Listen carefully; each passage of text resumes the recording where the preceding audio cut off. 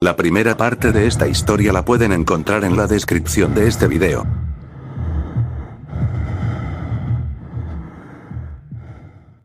Mediante iban pasando los días, el ambiente dentro de la vecindad se volvía cada vez más tenso y sombrío.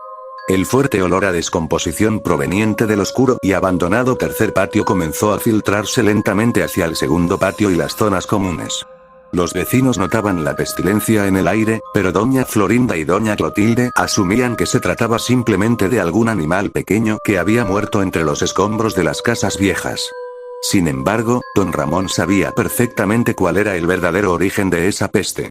Cada vez que salía de su departamento 72 para dirigirse a la peluquería, el hombre sentía un nudo en el estómago y una culpa brutal que no lo dejaba dormir ni comer en paz. Al percatarse de la situación y del peligro constante de ser descubierto, don Ramón decidió actuar con extrema rapidez para evitar que la Chilindrina o el Chavo llegaran a enterarse de la atrocidad que había cometido para salvar a su hija. Una noche, pasaron las horas y cuando todos los habitantes de la vecindad se encontraban profundamente dormidos en sus viviendas, don Ramón tomó una linterna pequeña, varias bolsas de plástico gruesas y su estuche de tijeras afiladas. El hombre caminó en silencio por el primer patio plano, pasó junto al barril y se adentró en el terreno abandonado del tercer patio. Llegó al rincón oscuro donde había ocultado el cadáver del señor Barriga debajo de las tablas y los cartones viejos. Una escena totalmente horrible apareció ante sus ojos al mover la madera. El cuerpo del señor Barriga se encontraba en un estado avanzado de descomposición. Don Ramón aguantó las ganas de vomitar, se arrodilló sobre el suelo de tierra y sacó las tijeras de acero para realizar una tarea dantesca. Para poder mover los restos de la vecindad sin llamar la atención de nadie ni levantar sospechas cargando un bulto enorme, el peluquero tuvo que cortar y separar las articulaciones del cuerpo helado. Don Ramón utilizó la extrema precisión y fuerza de sus manos para ir cortando los tendones, la carne y los cartílagos del cadáver. El sonido del metal chocando contra la materia inerte resonaba suavemente en la oscuridad de la noche. Hizo que el ambiente se pusiera muy pesado en todo el tercer patio mientras el aire se llenaba con el olor intenso de la carne abierta.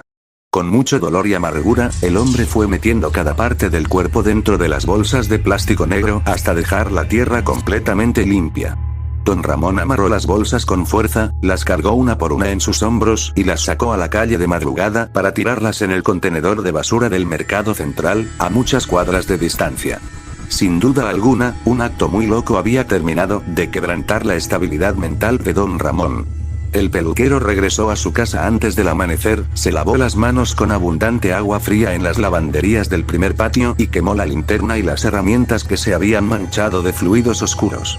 A partir de esa mañana, el olor pestilente desapareció del tercer patio, y don Ramón pensó que el terrible secreto finalmente estaba a salvo de las miradas de los vecinos. Pero la tranquilidad duró muy poco tiempo en la vida del habitante del departamento 72.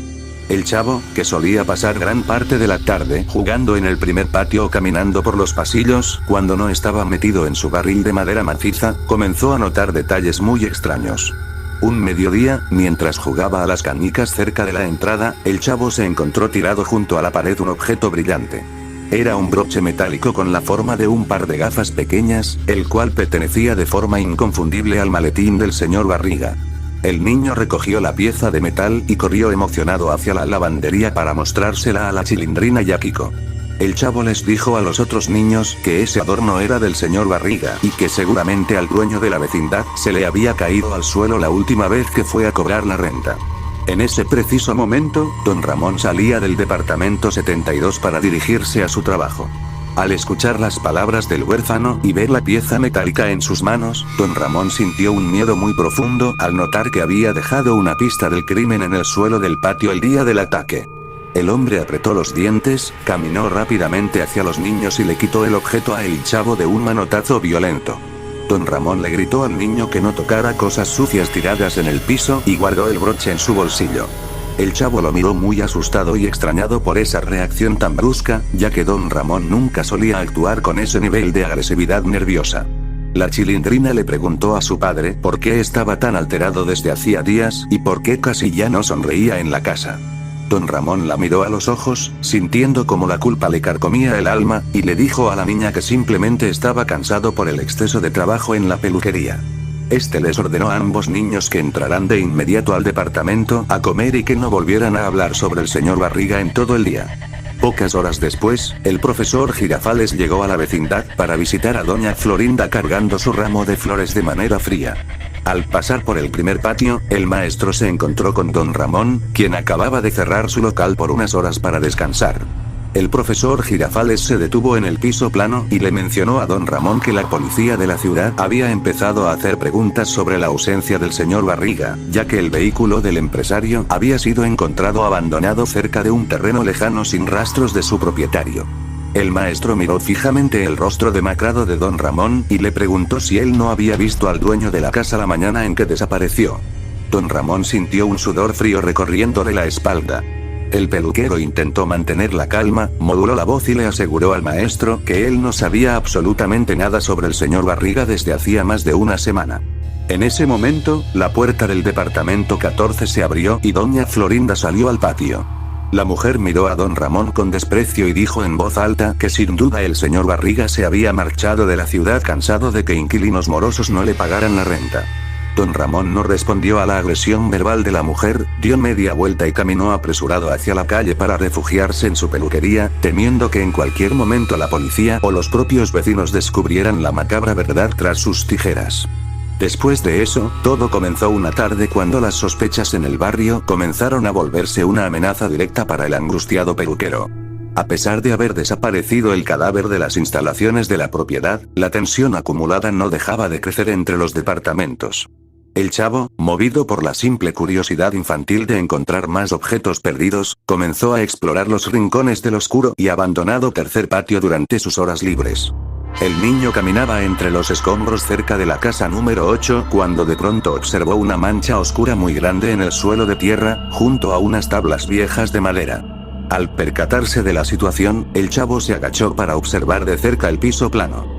El niño pasó la mano por la tierra y notó que el área estaba impregnada con un olor químico muy fuerte y restos de sangre seca que no se habían borrado por completo.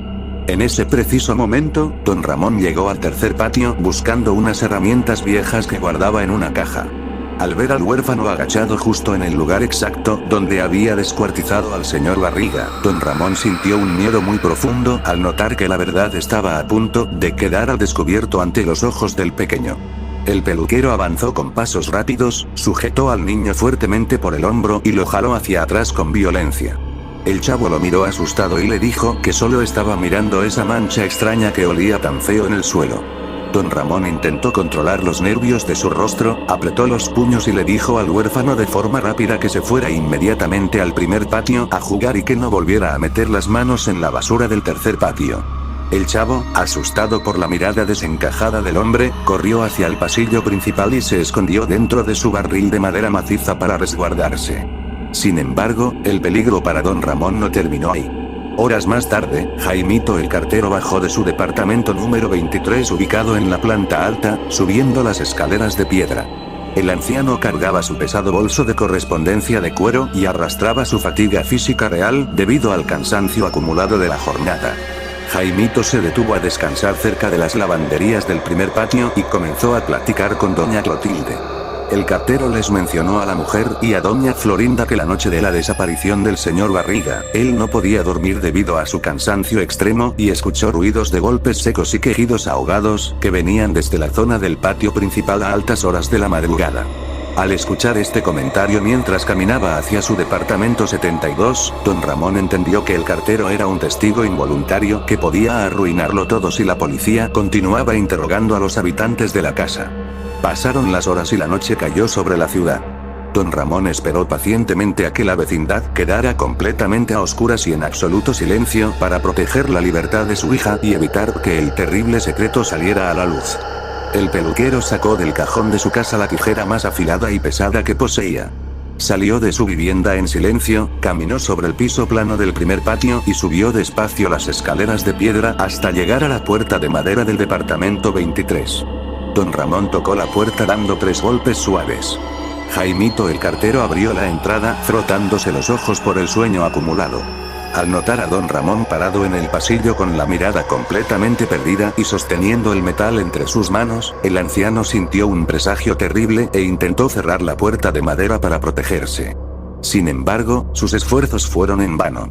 Don Ramón empujó la puerta con una fuerza bruta desesperada, entrando de golpe a la vivienda del cartero. Una escena totalmente horrible comenzó a desarrollarse dentro del pequeño departamento del piso alto. Don Ramón sujetó al anciano por el cuello para apagar sus gritos de auxilio y le clavó la tijera de acero directo en el pecho y la garganta con una velocidad devastadora. El cartero intentó zafarse del agarre y mover los brazos para defenderse, pero la superioridad física y la desesperación del peluquero fueron absolutas. La sangre fresca brotó a borbotones, manchando las cartas de papel y el bolso de correspondencia tirado en el suelo. Jaimito cayó de rodillas sobre la madera de su casa y dejó de respirar en pocos segundos. Hizo que el ambiente se pusiera muy pesado dentro de la habitación acerrada. Don Ramón aguantó el llanto de la culpa, tomó el cuerpo inerte del cartero y lo metió dentro del closet de ropa del departamento 23 para ocultarlo temporalmente. Limpió apresuradamente las manchas del suelo con una franela vieja y cerró la puerta de la vivienda con llave antes de bajar las escaleras de piedra en la penumbra. Sin duda alguna, un acto muy loco estaba convirtiendo a don Ramón en un verdadero monstruo atrapado en una espiral de violencia sin retorno. El hombre regresó al departamento 72, se lavó las manos heladas en la tina y se sentó en el suelo junto a la cama donde la Chilindrina dormía plácidamente. Observó el rostro de su pequeña hija, prometiéndose a sí mismo que no permitiría que nadie en la vecindad descubriera la sangrienta verdad que se ocultaba tras las tijeras de su peluquería, sin importar cuántas vidas más tuviera que arrebatar en el proceso.